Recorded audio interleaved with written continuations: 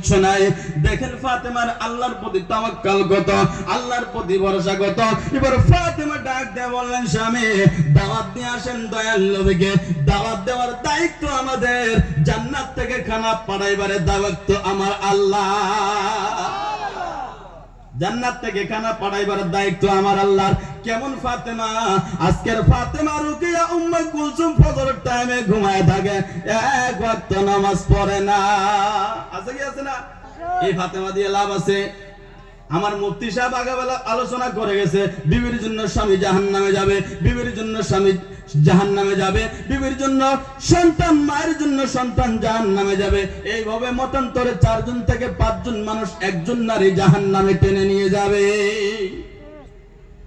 আমার ভাইরা বাবারা আমার, হযরত ফাতেমা ডাক দিয়া বললেন, হে আলী স্বামী গো, নবীকে যাই আপনি দাওয়াত দিয়ে আসেন, সাহাবায়ে কেরামদেরকে দাওয়াত দিয়ে আসেন। হযরত আলী ফাতেমার কথায় চলে গেলেন, ইয়া রাসূলুল্লাহ, ইয়া হাবিবাল্লাহ, নবী গো ওসমান গনির বাড়িতে আপনি দাওয়াত খাইলেন, আমার বাড়িতে আপনাকে দাওয়াত দিলাম, আপনি একটু আমার বাড়ির দাওয়াতটা গ্রহণ করবেন। সাহাবায়ে কেরাম দাওয়াত কবুল হয়ে গেল, নবীজি দাওয়াত কবুল করলেন, দাওয়াত দিয়ে বাড়ির দিকে আসলেন। যখন বাড়ির দিকে আসলেন, আল্লাহর নবী রাহমাতুল্লাহ আলামিন আসার সময় হয়ে গেল। সাহাবায়ে কেরামরা আসবে, আসার সময় হযরত ফাতেমাতুজ জাহরা রাদিয়াল্লাহু তাআলা আনহা হান্ডি নিয়ে আপনারা কি কোন পাতিলা, হান্ডি তার মানে ডেক্সি নিয়ে চুলার উপরে রাইখা দিলেন। চুলার উপরে রাইখা দিয়া মুসাল্লা নিয়া তিনার ঘরের মধ্যে চলে গেলেন। সেজদায় পড়ে ডাক দিয়েছে, আল্লাহ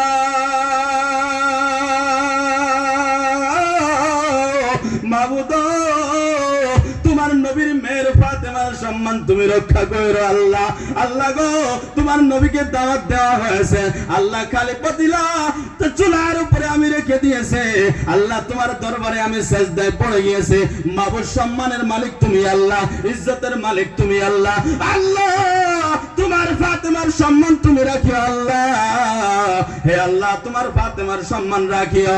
আল্লাহ রাব্বুল আলামিন ওই ফাতেমার ডেক্সির চুলার ভিতরে রাইখা দিয়ে যখন ফাতেমা সেজদা করতে আসে, বন্ধুগণ আমার, আল্লাহ রাব্বুল আলামিন জিবরাইল আমিনকে ডাক দেয়, জিবরাইল যাও যাও যাও, আমার ফাতেমা সেজদার মধ্যে বড় বড় কানতে আছে, আমার দয়াল নবীকে রাহমাতুল লিল আলামিনকে দাওয়াত করেছে, বাড়ির মধ্যে খিলানের মতো কিছু নাই, খালি ডেকচি চুলার মধ্যে রেখে দিয়ে আমার দরবারে সেজদায় বড় বড় কানতে আছে।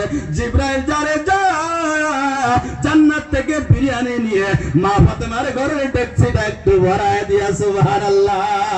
নারে তাকবীর, নারে রিসালাত, মাসলাকে আলা হযরত ইয়া হুসাইন, ইয়া হুসাইন, শহীদে কারবালা, শহীদে কারবালা। জান্নাত থেকে বিরিয়ানি নিয়ে ফাতেমার বাড়ির ডেকচিটা একটু ভরায় দিয়ে আসো। এবার জিবরাইল জান্নাত থেকে বিরিয়ানি নিলেন। বিরিয়ানি জান্নাতের খানা কি কম স্বাদ না বেশি স্বাদ? সবাই বলেন কম স্বাদ না বেশি স্বাদ? জান্নাতে খাওয়া ইচ্ছা আছে কি আছে না? জান্নাতে যদি জান্নাতি খানা খাইতে চান, বাবা 5 ওয়াক্ত নামাজ মসজিদে আদায় করা দরকার আছে কি আছে না? হুজুর সবই ভালো পেলাম, এটা একটু খারাপ পাইলাম। সবই ভালোই লাগলো, কিন্তু এই কথাটাই একটু খারাপ হলো। নামাজ পড়া দরকার আছে কি আছে না? এই বলেন আছে কি আছে না? আমার ভাইরা বাবারা আমার, জান্নাত থেকে বিরিয়ানি এসে গেল, খারাপ পাইতেছেন? খারাপ লাগতেছে? ফাতেমা সাজদার থেকে মাথা উঠাইলেন, সাহাবায়ে কেরাম হাজির হয়ে গেলেন, দয়াল নবী হাজির হয়ে গেলেন, প্লেট লাগানো হলো, খানা খিলানো হলো। এত সুন্দর লজিজ খানা, এত সুন্দর খানা, সাহাবারা একে অপরের সাথে গবেষণা শুরু করে দিল। হুজুর একে অপরের সঙ্গে কানে শুরু করে দিল, পায়খানা কেমন হইল? উসমানের বাড়ি এত সুন্দর খানা খাইলাম, কিন্তু উসমানের বাড়ি থেকে ফাতেমার বাড়ির খানা আরো কেন সুন্দর, আরো স্বাদ লাগে বেশি। আল্লাহর নবী রাহমাতুল লিল আলামিন এই কথা শোনার পরে সাহাবায়ে কেরামকে ডাক দিলেন, সাহাবারা রে, তোমরা কি জানো এই ফাতেমার বাড়ির খানা স্বাদ হয়েছে, কি জন্য স্বাদ হয়েছে, এই খানা কোথা থেকে এসেছে তোমরা কি জানো?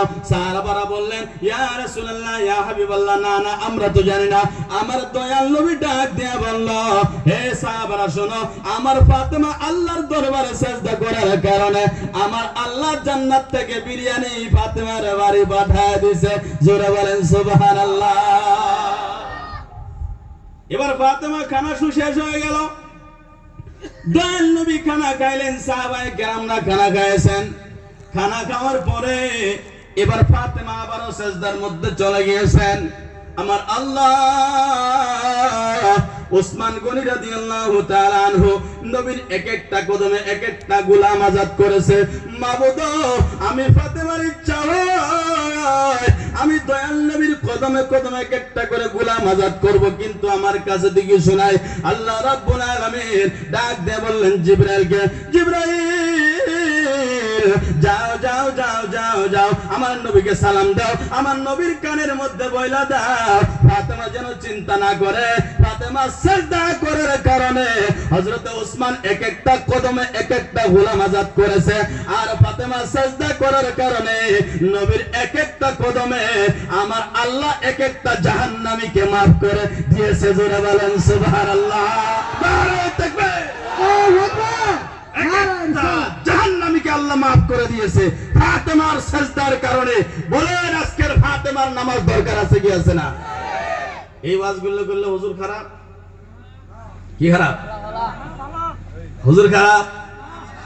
ভাইরা বাবারা আমার, বেশি লম্বা করব না রে বাবা, সরাসরি কারবালার মধ্যে চলে যাব।